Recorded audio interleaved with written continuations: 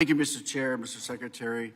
I represent Northeastern Minnesota, Minnesota's 8th Congressional District. A couple questions. What is the average, do you know the average temperature in a Minnesota winter? I know it's pretty cold, but I would know the it's number. 12 degrees, although some of my constituents saw temperatures as cold as 42 below last year.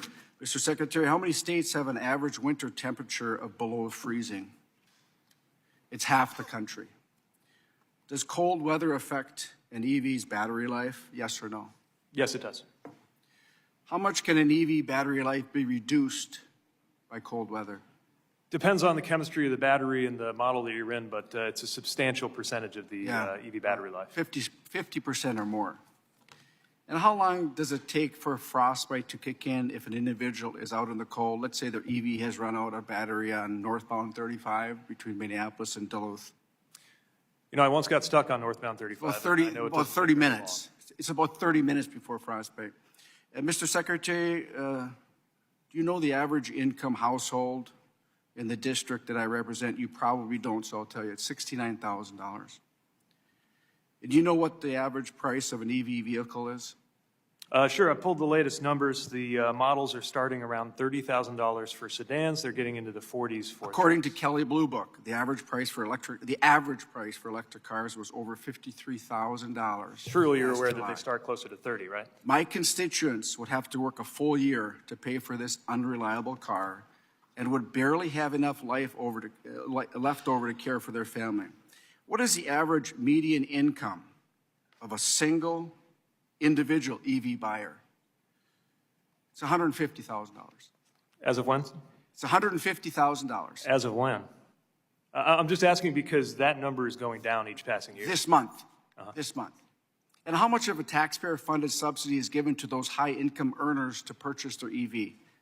As you may recall, the Inflation Reduction Act was set in such a way that there was an income cap on how you could benefit from it, so that the wealthiest people are not able to take advantage of that. But we do wish we had your support in lowering the cost of EVs. Mr. Secretary, would you agree it's $7,500? Say again? Would you agree it's $7,500? $7,500 is the maximum credit that is eligible, and we think that making for the elites for working families to the tune of $7,500 Mr. Secretary, excuse me. Do you think that it's fair for your administration to force constituents to purchase these electric vehicles when they're not working, especially in northern Minnesota? Well, the premise of the question is false because we're not forcing anybody to purchase any technology. Can you refer to any particular policy that forces anybody to purchase any vehicle? By 2035, you want 2/3 of Americans to be using electric vehicles. They don't work in northern Minnesota in the cold weather today. And I want to just share something with you. Mr. Garamendi, and I agree with him, buy American. Last July, you sat in that same spot and answered our questions. And I told you about a concern that I have with child slave labor in the Democratic Republic of the Congo. And I told you that we could mine these critical minerals needed for EVs in the district that I represent under the best labor and environmental standards in the world. But you and the administration went ahead with an MOU with the DRC in January of this year. Well-documented child slave labor in the DRC, hardly any environmental standards. And your administration chose to enter MOUs with the Congo, where 15 of the 19 mines are owned by the communist country of China, where they use slave laborers. It's unbelievable that you chose other workers over the American worker. And it's unbelievable that you won't allow you and your administration won't allow mining here in Minnesota and the United States.